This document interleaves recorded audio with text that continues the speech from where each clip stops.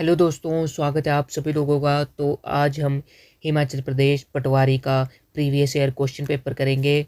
तो ये question paper जो है इसमें हम जीके सेक्शन को पूरा करेंगे और ये क्वेश्चन पेपर 2019 का क्वेश्चन पेपर है। इसमें 2019 में 100 क्वेश्चन आए थे, 100 नंबर के। एक क्वेश्चन 1 नंबर का था। तो इसमें 4 सब्जेक्ट थे, हिंदी, इंग्लिश, मैथमेटिक्स और जीके। तो इसमें हिंदी के 25 क्वेश्चन, इंग्लिश के 25 क्वेश्चन, जीके के 25 क्वेश्चन और मैथमेटिक्स के 25 क्वेश्चन थे। तो आज हम करेंगे जीके के 25 क्वेश्चन।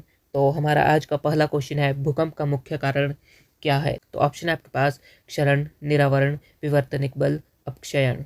तो आप जल्दी से अपना सही आंसर लगाएं। तो इसका सही आंसर होगा ऑप्शन सी, विवर्तनिक बल, टेक्टोनिक फोर्सेस। तो बढ़ते हैं अगले क्वेश्चन की तरफ। तो हमारा अगला क्वेश्चन है, शुष्क बर्फ क्या है? तो ऑप्शन है आपके पास ठोस ऑक्सीजन, ठोस नाइट्रोजन, ठोस कार्बन डाइऑक्साइड, ठोस सल्फर। तो इसका सही आंसर होगा ऑप्शन सी, ठोस कार्बन डाइऑक्साइड। तो शुष्क बर्फ जो है वो ठोस कार्बन डाइऑक्साइड है। तो बढ़ते हैं अगले क्वेश्चन की तरफ। भारत में सबसे पहली रेलगाड़ी कब चली थी? तो कब चली थी? तो ऑप्शन है आपके पास 16 अप्रैल 1853, 16 अप्रैल 1852, 26 मई 1851, 26 मई 1850।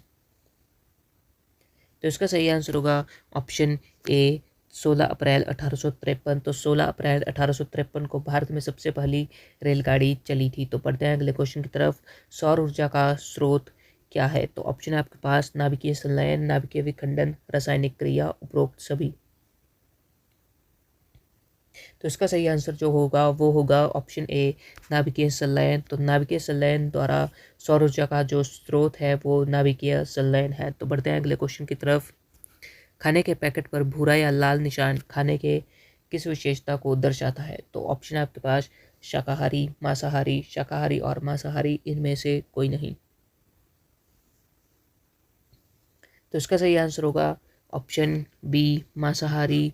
तो खाने के पैकेट पर भूरा या लाल निशान खाने की विशेषता को बताता है, तो वो बताता है मांसाहारी है, कि खाना मांसाहारी है। तो बढ़ते हैं अगले क्वेश्चन की तरफ।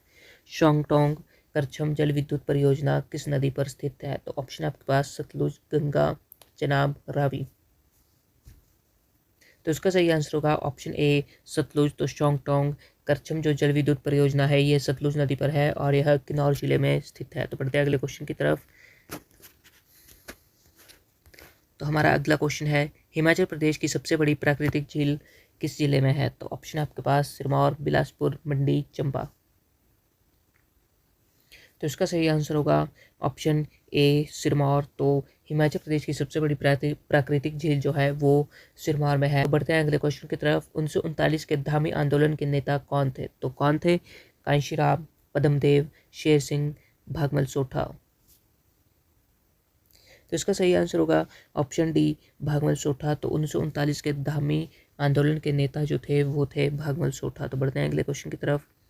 कालिंदी किस नदी का वैदिक नाम है? तो ऑप्शन है आपके पास व्यास, रावी, यमुना, सतलुज। तो इसका सही आंसर होगा ऑप्शन सी, यमुना। तो कालिंदी यमुना का वैदिक नाम है। तो बढ़ते हैं अगले क्वेश्चन की तरफ। भूतनाथ मंदिर कहाँ है? तो कहाँ है? भुंतर, सराहन, मंडी, मनाली। तो इसका सही आंसर होगा ऑप्शन सी, मंडी। तो भूतनाथ मंदिर मंडी में स्थित है और इसका निर्माण जो अजबर सेन ने करवाया था। तो हमारा अगला क्वेश्चन है, हिमाचल प्रदेश उच्च न्यायालय की स्थापना कब की गई थी? तो high court of Himachal Pradesh की स्थापना कब की गई थी? 15 अप्रैल 1948 को, 1 नवंबर 1966 को, 15 अगस्त 1947 को, 26 जनवरी 1971 को। तो इसका सही आंसर होगा ऑप्शन डी, 26 जनवरी 1971। तो 26 जनवरी 1971 को हिमाचल प्रदेश उच्च न्यायालय हाई कोर्ट की स्थापना की गई थी। तो हमारा अगला क्वेश्चन है, national academy of agricultural research management कहाँ स्थित है? तो ऑप्शन है आपके पास नई दिल्ली में, हैदराबाद में, नागपुर में, नैनीताल में। तो इसका सही आंसर होगा ऑप्शन बी, हैदराबाद में। तो बढ़ते हैं अगले क्वेश्चन की तरफ। कंप्यूटर का दिमाग किसे कहते हैं? तो ऑप्शन है आपके पास रैम, रोम, सीपीयू, मदरबोर्ड। तो इसका सही आंसर जो होगा वो होगा ऑप्शन सी, सीपीयू। तो कंप्यूटर का दिमाग जो होता है तो वो होता है सीपीयू। तो बढ़ते हैं अगले क्वेश्चन की तरफ। पत्तों का हरा रंग किस तत्व के कारण होता है? तो ऑप्शन है आपके पास जिंक, नाइट्रोजन, क्लोरोफिल, इनमें से कोई नहीं। तो इसका सही आंसर होगा ऑप्शन सी, क्लोरोफिल। तो पत्तों का हरा रंग क्लोरोफिल के कारण होता है। ग्रेट हिमालयन नेशनल पार्क कहाँ स्थित है? तो ऑप्शन है आपके पास पंजाब, उत्तराखंड, असम, हिमाचल प्रदेश। तो इसका सही आंसर होगा ऑप्शन डी, हिमाचल प्रदेश। तो great Himalayan national park Himachal Pradesh में स्थित है और यह हिमाचल प्रदेश के कुल्लू जिले में स्थित है। तो बढ़ते हैं अगले क्वेश्चन की तरफ। भारत की सबसे लंबी सुरंग कौन सी है? तो ऑप्शन है आपके पास चेनानी, चेनानी नाशरी, जवाहर, विक्ट्री, लेह। तो इसका सही आंसर जो होगा वो होगा ऑप्शन ए, चेनानी नाशरी। तो भारत की सबसे लंबी सुरंग जो है वो है चेनानी नाशरी और यह जम्मू कश्मीर में स्थित है। यह 9.28 किलोमीटर लंबी है। तो बढ़ते हैं अगले क्वेश्चन की तरफ। मानव पाचन तंत्र का सबसे लंबा भाग क्या है? तो ऑप्शन है आपके पास बड़ी आंत, छोटी आंत, अमाशय, मलाशय।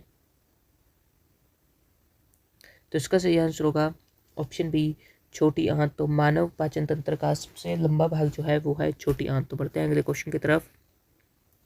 संस्कृत भाषा में व्याकरण की रचना किसने की है? तो ऑप्शन है आपके पास वाल्मीकि, तुलसीदास, पाणिनि, कालिदास।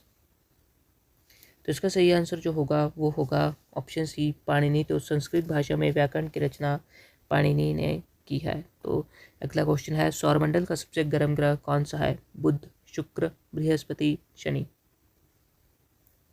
तो इसका सही आंसर होगा ऑप्शन बी, शुक्र। तो सौरमंडल का सबसे गर्म ग्रह जो है वो है शुक्र। तो हमारा अगला क्वेश्चन है, कौन सा ऐसा जीव है जो पक्षी नहीं है फिर भी उड़ता है? तो ऑप्शन है आपके पास कठफोड़वा, उल्लू, शुतुरमुर्ग, चमगादड़। तो इसका सही आंसर होगा ऑप्शन डी, चमगादड़। तो चमगादड़ एक पक्षी नहीं है परंतु वह फिर भी उड़ता है। तो हमारा अगला क्वेश्चन है, भारत का कौन सा स्थान लिटिल लहासा के नाम से जाना जाता है? तो ऑप्शन है आपके पास रिवाल्सर, स्पीति, धर्मशाला, किन्नौर। तो इसका सही आंसर होगा ऑप्शन सी, धर्मशाला। तो भारत का लिटिल लहासा जो कहा जाता है तो वो कहा जाता है धर्मशाला को। तो हमारा अगला क्वेश्चन है, कुफरी जीवन और कुफरी ज्योति दो प्रसिद्ध किस्में किसकी है? तो ऑप्शन है आपके पास टमाटर की, बादाम की, आलू की, अंगूर की। तो इसका सही आंसर जो होगा वो होगा ऑप्शन सी, आलू की। तो कुफरी जीवन और कुफरी ज्योति दो प्रसिद्ध किस्में हैं वो है आलू की। तो हमारा अगला क्वेश्चन है, दांतों के सबसे बाहरी परत को क्या कहते हैं? तो ऑप्शन है आपके पास इनेमल, डेंटिन, सीमेंट, इनमें से कोई नहीं। तो इसका सही आंसर होगा ऑप्शन ए, इनेमल। तो दांतों के सबसे बाहरी परत को इनेमल कहते हैं। तो बढ़ते हैं अगले क्वेश्चन की तरफ। प्राचीन ग्रंथों में शिवालिक पर्वत को किस नाम से जाना जाता है? तो ऑप्शन है आपके पास मैनाक पर्वत, धौलाधार, पीरपंजाल, जास्कर। तो इसका सही आंसर होगा ऑप्शन ए, मैनाक पर्वत। तो हमारा आज का अंतिम क्वेश्चन है, विश्व जल दिवस कब मनाया जाता है? तो ऑप्शन है आपके पास 22 मार्च, 8 मार्च, 5 जून, 14 नवंबर। तो इसका सही आंसर होगा ऑप्शन ए, 22 मार्च। तो 22 मार्च को विश्व जल दिवस मनाया जाता है और यदि 22 अप्रैल की बात की जाए तो 22 अप्रैल को पृथ्वी दिवस मनाया जाता है। तो इसी के साथ हमारी आज की वीडियो समाप्त होती है।